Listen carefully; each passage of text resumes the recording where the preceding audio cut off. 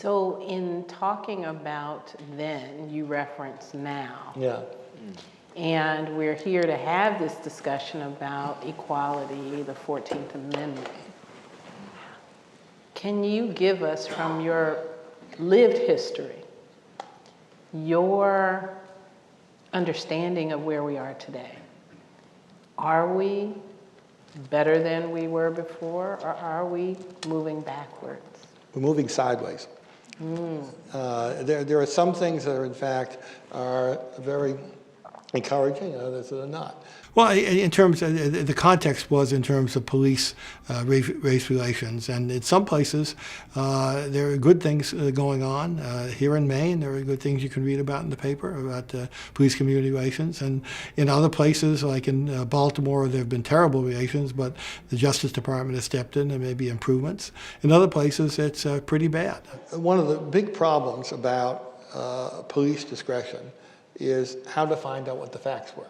What are the facts? So, how are you going to establish the facts? How are you going to show what really happened? And there you run into an entrenched police culture in many places, the blue wall of silence, the code of silence, where the worst thing you can do as a cop is not to back up your fellow officer's lies. And that happens in many places. Someone who, in fact, blows the whistle or tells the truth is, in fact, ostracized.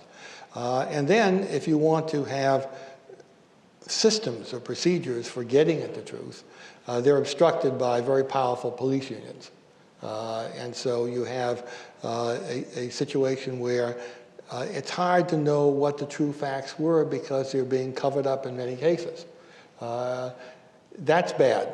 On the other hand, what you see in this morning's newspaper is that there's an equalizer in some places, which is the U.S. Department of Justice. The U.S. Department of Justice came in Baltimore and said, basically, there's a lot of misuse of police discretion, and it's got to stop. And in a way, the Justice Department has become something of a counterweight to the power of police unions. And that's an encouraging sign. If you look at the total picture, there's no one idea that pops out at you. It's a very variegated picture.